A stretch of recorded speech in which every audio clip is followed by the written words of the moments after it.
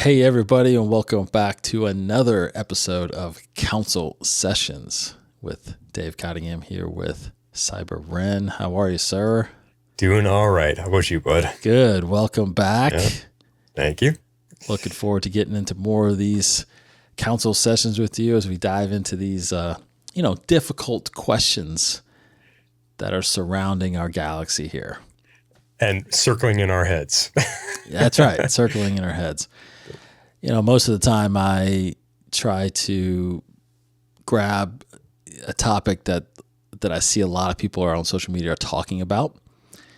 And this episode is going to be centered around the Acolyte a little bit because there is some news rolling around with the Acolyte that the second season, the second season is not happening. The show has been canceled. Yeah. And we will not be getting any more Acolyte. Now, this is nothing that Lucasfilm has officially announced, but it has been rolling around the trades, so it's probably pretty accurate. But there's possibilities that something could happen. Who knows? But as of right now, it doesn't look like there's going to be a season 2. Well, first up, what do you think about that?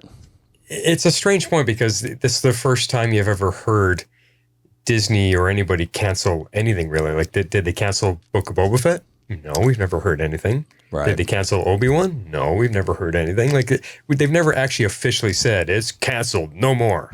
They've just never come back to it. So it's just weird that that's what hit the internet waves. Acolyte's canceled. Right. But we can clearly look at certain things that possibly led to this decision, and one of them being that the audience score of this thing on Rotten Tomatoes was a mere 14%. Yeah, that's pretty low. Pretty low, but although critics were pretty high on it.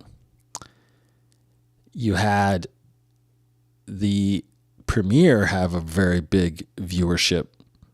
I think it was I had it right here. I think it was like 4.8 million views on the debut on the first day of its availability, which is in 2024 is the highest premiere. But the severely expectation, tanked. though. Yeah, well, and also it's severely tanked. Yeah. From there. So you can point at certain things like that cause you to have those decisions. Now, and of course, if you go all the way back to the rehiring of Bob Iger, the CEO of Disney, he clearly came out and said, we're focused on quality. We're focused on quality over quantity. So if something's probably not performing, it's probably not going to get a go. That's why you haven't seen it yet, or I haven't seen anything or heard anything online. But to me, this sounds like something that came from Bob Iger, not necessarily Lucasfilm. Right. I feel like Lucasfilm was setting up for season 2, but then Bob was like, you know what? We're the one that funds this stuff. You need to put your money into something else, Yeah. But again, Book of Boba Fett, we were talking off the mic here, Acolyte barely edges it out in how many views it had. And yet Boba Fett has never been officially canceled. But Acolyte That's right. is, even though it's the second bottom for amount of years. That's right. Yeah. So it's and we mentioned there's a novel that's coming out that takes place like 10 or 15 years before the Acolyte. Talk about Vanessa Rowe. Yep. So it's possible that maybe that gains some traction and some popularity. And I don't know. It's not out of the realm of possibility that we could get more, but as of right now, it looks like it's not going to happen.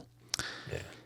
But let's talk about something that something else that I've noticed has been kind of floating around the interwebs. And I bring this up because Hannah and I talked about this on an episode of Inside the Force months ago when there was a rumor that this certain actor was going to be in The Acolyte and possibly play a role. And the role that some rumors that were going around that he could play was actually Darth Revan. That possibly a Darth Revan appearance was going to happen in the Acolyte, either in a flashback or in a hologram, a Sith holocron. Because Revan is, from the old Republic. We're talking thousands of years before this time. Unless they were going to completely change the canon of this character's timeline, right? Okay. So that was possible too. So there was, some renderings of this character played by this actor and things like that. And I mean, it would have been pretty awesome. And the actor we're talking about, of course, is Keanu Reeves, who is a big Star Wars fan. And apparently what I've seen around the internet here now is that he was indeed set to appear in the Acolyte. And rumors are that his schedule did not allow it. So they moved on from him and they casted Lee Jung-jae for the role of Sol instead. So Keanu Reeves was rumored to be set to play Sol, Master Sol, in the Acolyte. Go ahead. I was just gonna say, I thought this was a joke when you sent me the message. Just what we're gonna talk about. I was like, what? No, because I did not see this rumor anywhere. And anyway, but my first reaction, really? No, you're kidding me. No. So, and like I said, we were talking about this months ago because there were rumors flying around that he was going to make an appearance. So now it's coming out that it sounds like he was set to play Sol, but couldn't make make it work in his schedule. So now they moved on to Lee Jung-jae. So, right. So here you go. You then would have had Neo and Trinity together again in a Star Wars show, both Jedis. So the question becomes, and I just wanted to float this out there right now, is what kind of difference would that have made? Would the series been more popular? Would anything would have been different about it that Keanu Reeves would have been Sol? If you can sit there and imagine for a little bit about the acting that now look, I will be the first to say Lee Jung-jae did a great job. I feel like as Sol, I think he was fantastic. Yeah. But there's something about Keanu Reeves, right? I mean, for one, he's been around a lot longer. He's been in the spotlight for decades. Mm-hmm. He is one of the highest grossing film stars in the world. I looked up his box office. He's accredited for $6.6 billion in the box office. You're talking about his highest grossing was Toy Story 4 when he played Duke Kaboom. He's from Canada, by chance. Yeah, but that's not a movie that's on solely on his shoulders. It's so not. I wouldn't okay, but it's not.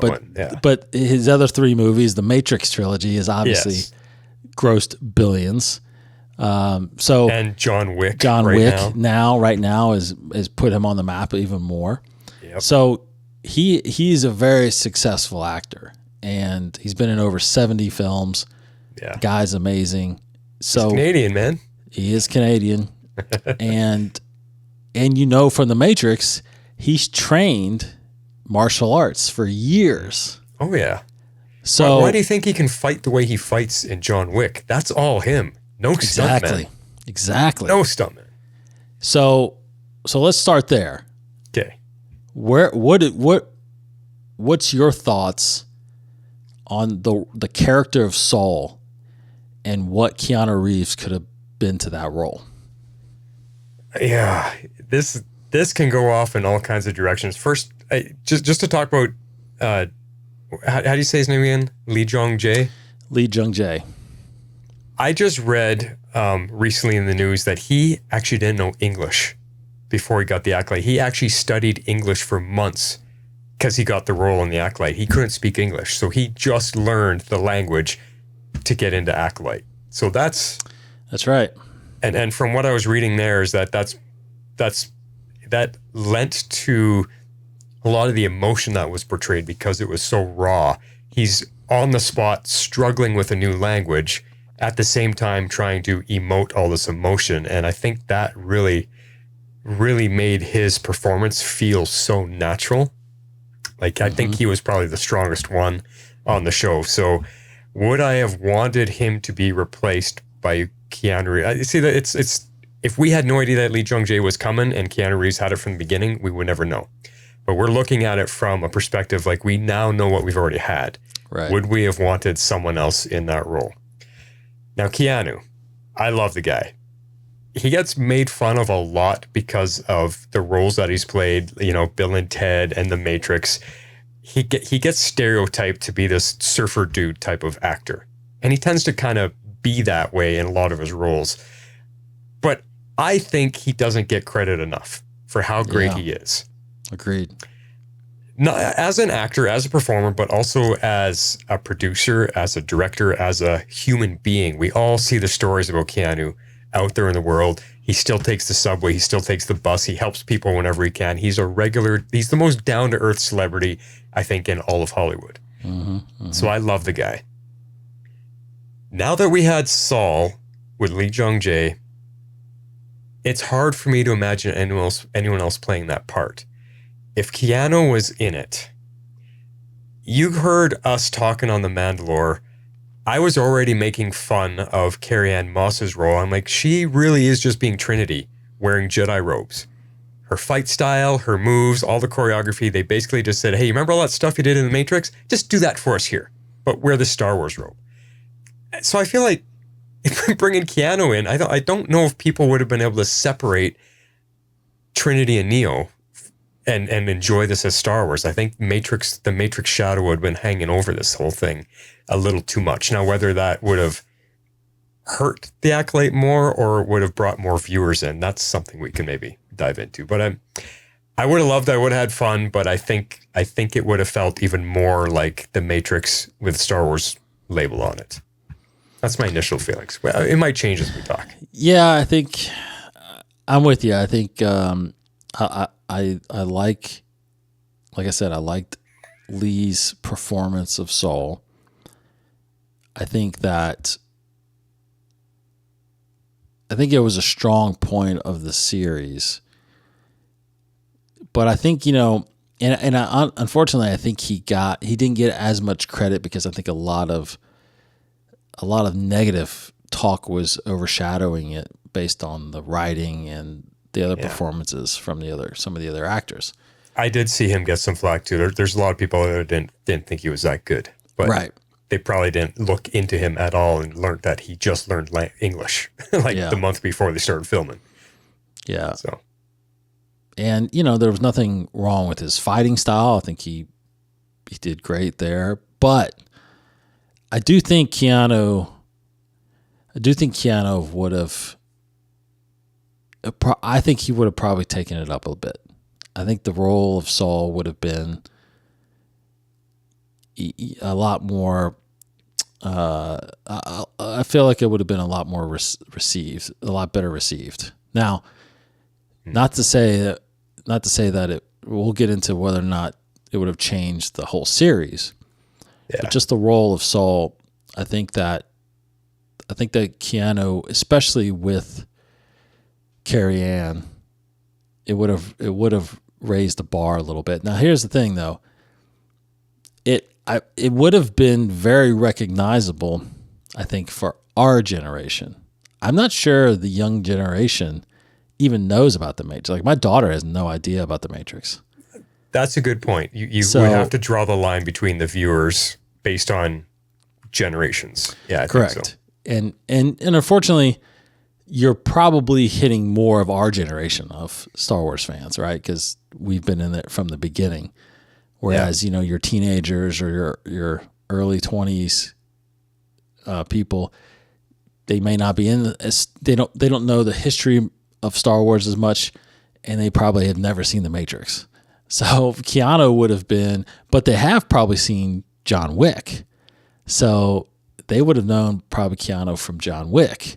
And they would have thought, whoa, that guy always going to kick some serious butt. Yes. Yeah. So I think that he would have brought a lot of that to him. And the thing about it, with the long hair of Sol, you can see that, John Wick, he's got the look felt like it was kind of a Keanu role. Yeah. Yeah. Yeah. So I think that it makes sense that the reports out there, the rumors out there that he was up for that role, again, made sense because you had Carrie Ann, you had Keanu. It would have been that celebrity, recognition that would have drawn a lot of attention. Now, Lee Jung Jae obviously got the attention because he just came from Squid Game, and that's like a popular show out there right now. So that kind of helped with his recognition. But I think Keanu would have brought a different level to the character, and I think it would have. Again, I don't know how much it would have made the character more likable or the character more popular, but I feel like Lee did a good job, but I do feel like Keanu probably would have brought a different dimension to it. Could you imagine Keanu just walking onto the scene as somebody throwing something at him and he uses the Force and he's just like, whoa, I know the Force. Yeah. Like, that's what I mean. It's so hard. Keanu is Keanu. It's so hard to, even as John Wick, he still kind of talks that way, so it's kind of funny. But like, I don't disagree with that. I agree with you. I would have enjoyed it. I thought he would be great anyway. But I liken it to the idea, like, say there's a new buddy cop TV show, and we're covering it. Oh my God, this cop show is so great, and it's coming out. And it'd be like taking William Shatner and Leonard Nimoy, and they're the stars of the new buddy cop show. Could we watch them as cops and separate them from being Kirk and Spock? That's the kind of feeling I'm getting. You got Trinity and Neo. Could you separate them and watch them as new Star Wars characters? That's kind of the parallel. But again, I think it really depends on how much time we're talking about, how much gap, because we're talking about Kirk and Spock back in the 80s when they were doing Star Trek still. Absolutely not. It would have been very difficult, I feel like. Yeah. Just like if Keanu and Carrie did this in the early 2000s when they were, just coming off the Matrix, I would think it would have been hard. Yeah, time definitely helps for sure. It's been 20 years, but they did just do a fourth Matrix movie last year or something like that, but that was horrible. I felt like it wasn't what people wanted, but it was fine. It was more of a it was surprising the direction it went, but but again, you had such a big gap in the generational in the generations, and no one really knew the first three, and it was hard to really get into this unless you've seen the first three, kind of thing. So it's hard when you're trying to do sequels. Like I just watched that Beverly Hills Cop. Oh, I haven't seen it yet.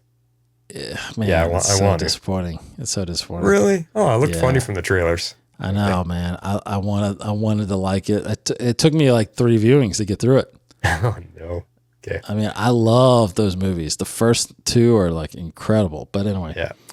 I think it's just too much. At some point, there's like just too much of a gap. Well, that's a lot of actors these days are trying to rekindle that nostalgic, what they were so popular for 30, 40 years ago. They're trying to recapture that, restart their career, get a spark in their career again. Because it's happening in so many projects right now. But it is. I think today's audience, we're talking about the generational gap. Today's audience just isn't connecting. It's going to take all of us older viewers to go watch this stuff and make it successful. But it's not going to be a worldwide success because half of the population is like, who's this? Who are these guys? Yeah.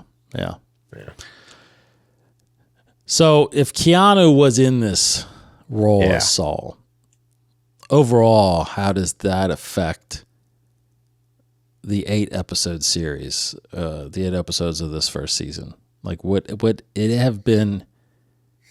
Do you feel like it would have been more popular? Or do you feel like it would have improved the series at all and increased its viewership? I think from both of our arguments, I think it could go either way. I think there's enough Matrix fans out there that would want to see Neo and Trinity together again, playing different characters. I mean, it would have still sucked watching Carrie Ann Moss's character Pandora, like watch her die right in the first episode, and we're like, what? We're not even going to get Neo and Trinity now. Like that reaction would have made the fans angry, but it probably would have drew in just as much, if not more, viewers because we had a huge premiere. But I think because of Keanu's star power, the fans probably wouldn't have dropped off as fast as they did. And Keanu, like you were saying, would have brought something more to the role because he's got some depth that a lot of people don't know about. If you've never seen Devil's Advocate, that's by far, I think, his best acting role that I've seen. And he has some range. So I think to watch him tap into the same emotions that Lee Jung-jae had to tap into in all the moments when he's by himself and stuff like that, Keanu probably could have brought a little something different, a little bit more to that. Yeah, I agree. I think it would have been. I think the premiere would have had even more views. I think a lot more people would have tuned in, and I think you're right. I think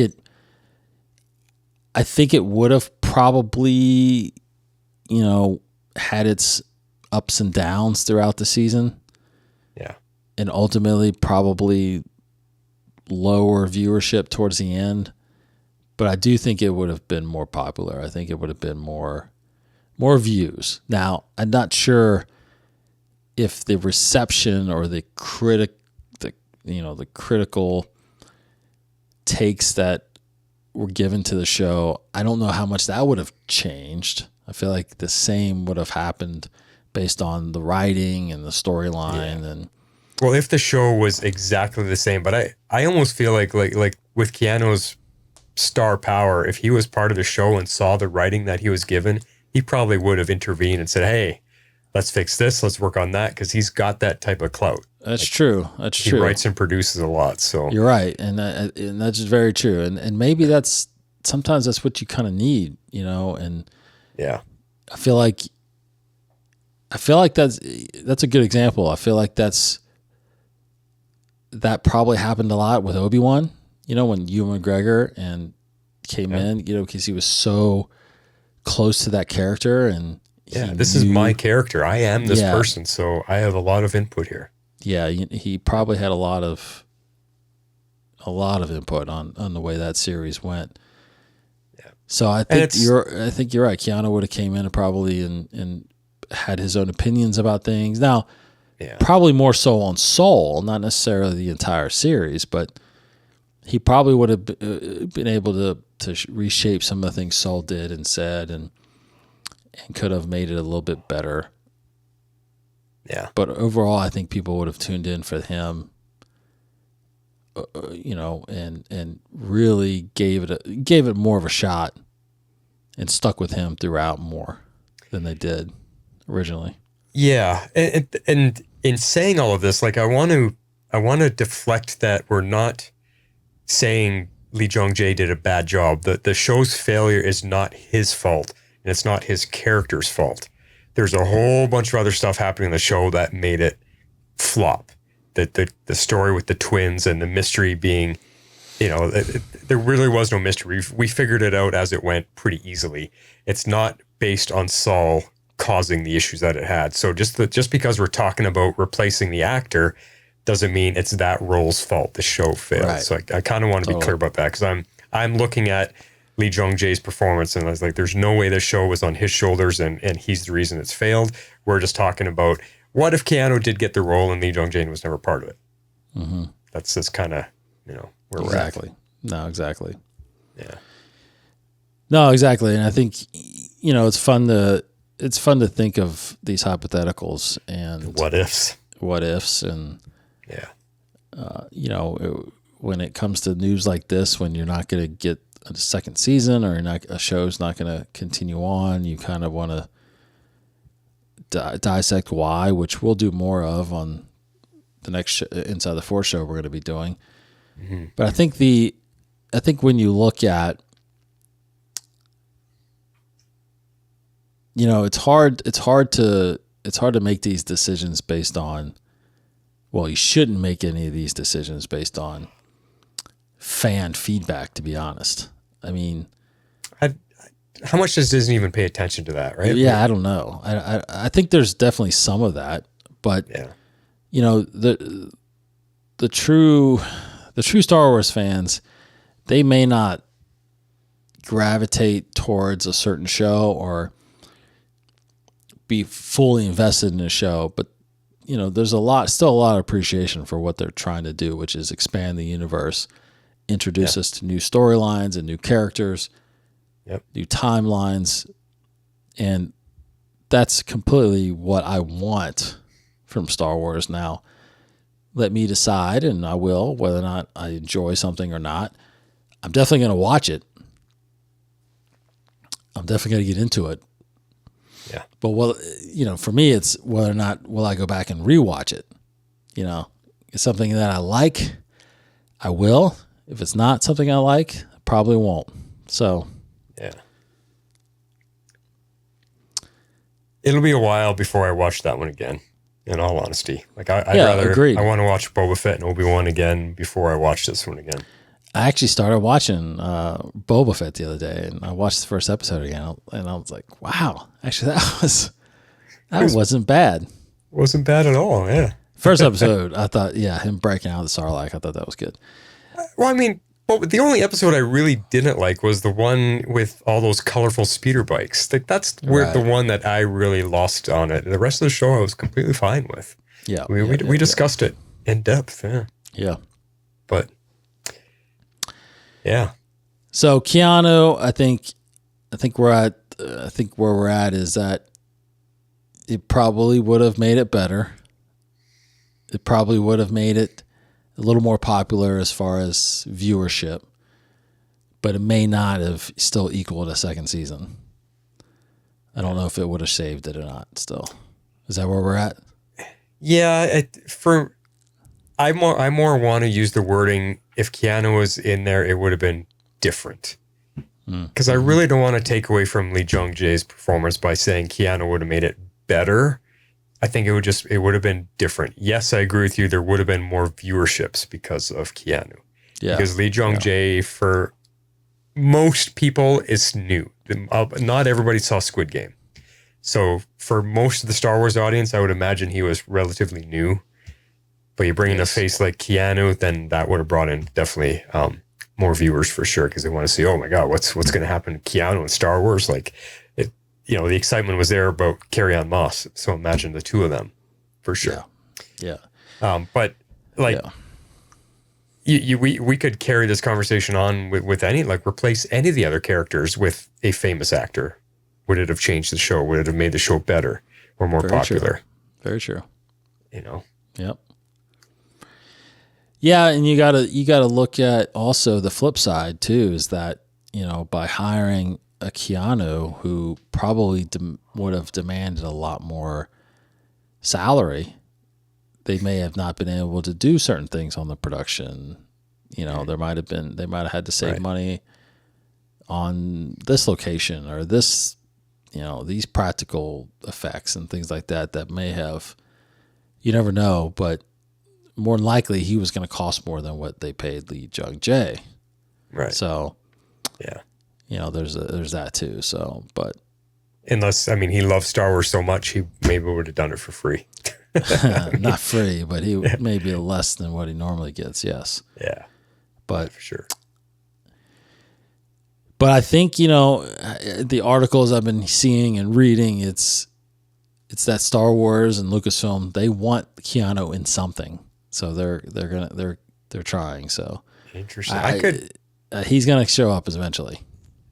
Would he show up as Keanu, or would he show up masked or in a helmet? And we hear him, but we don't see him. Like, I think you gotta show him. Show him. Yeah. He's probably. I mean, he's built to be a Jedi. You know, what he knows, and so, or a good Sith. You know, you can think about. I mean, obviously, we're getting a Dawn of the Jedi movie. I mean, why not put Keanu in there? You know, if you're going to do some kind of Old Republic movie or series at some point. Maybe he is Why Darth not? Revan.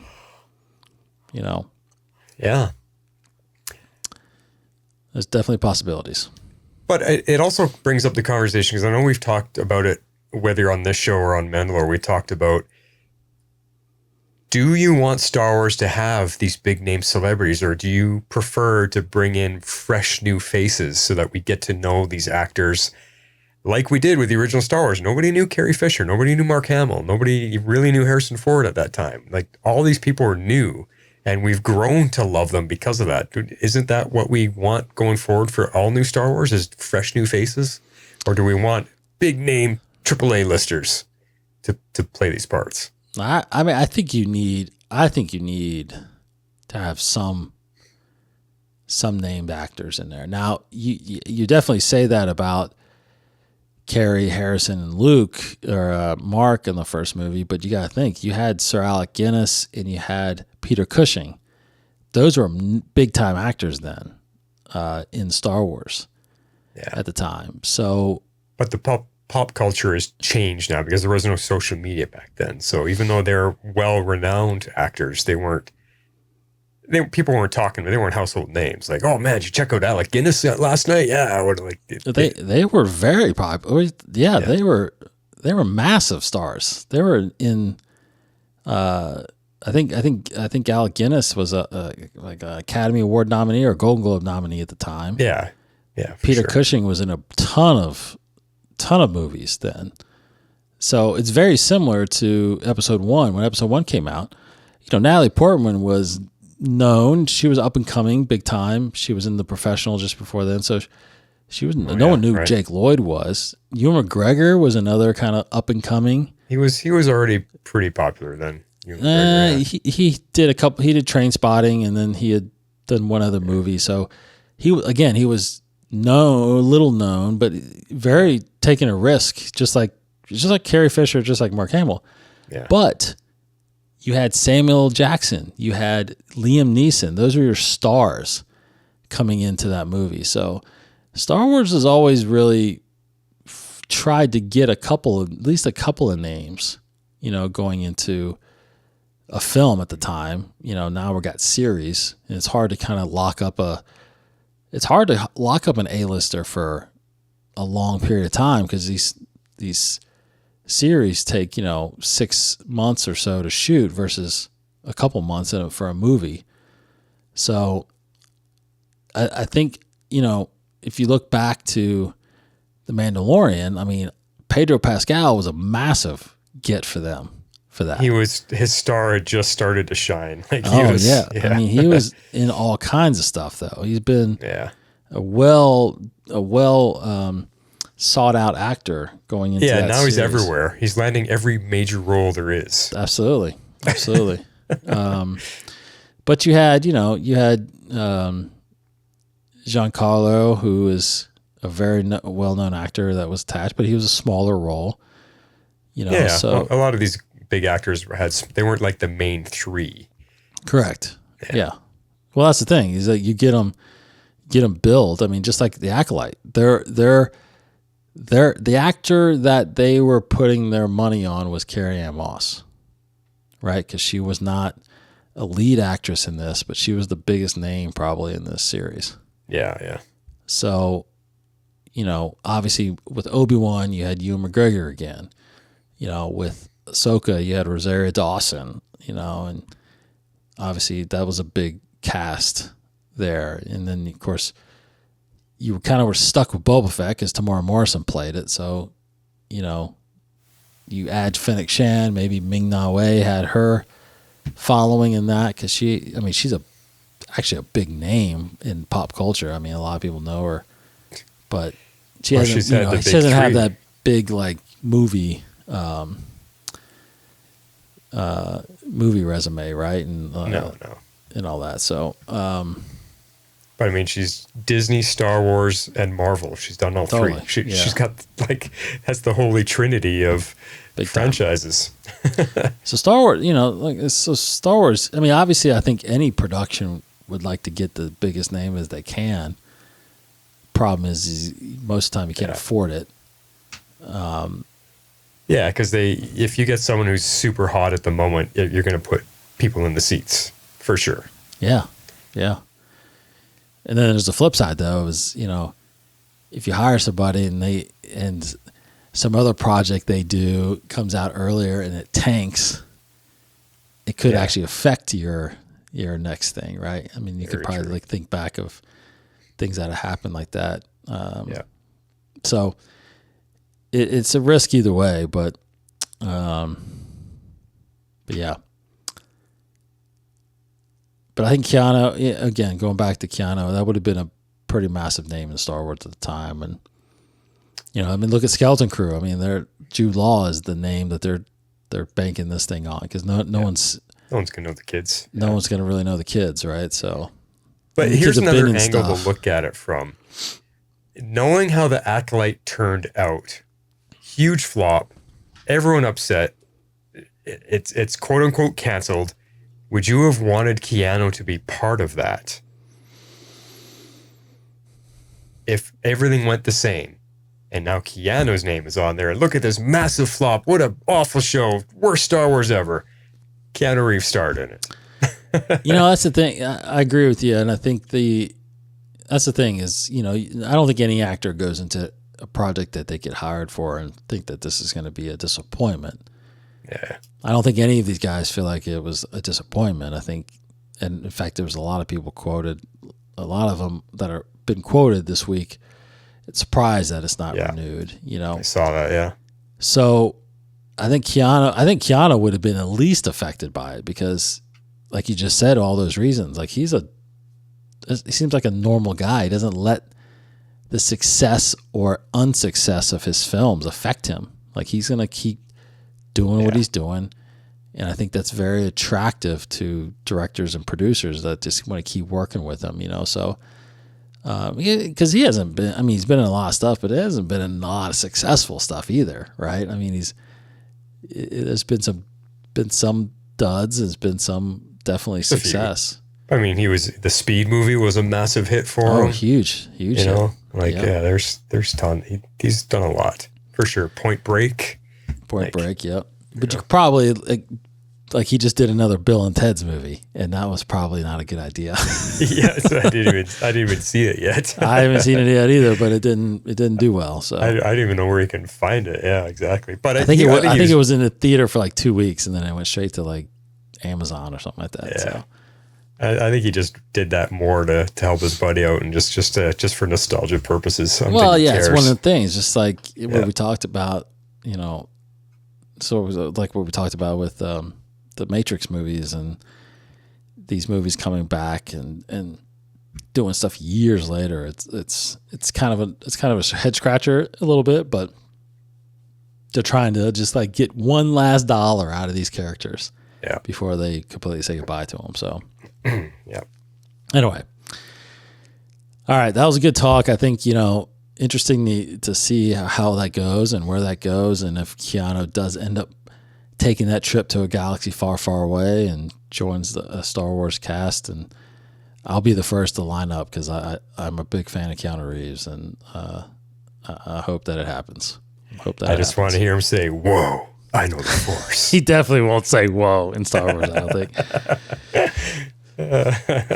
All right. Thanks for joining me, Cyber, on this. Anytime, man. Lots of good answers and discussion there, I feel like, and we'll keep doing more of these. And join us on the next episode of Inside the Force.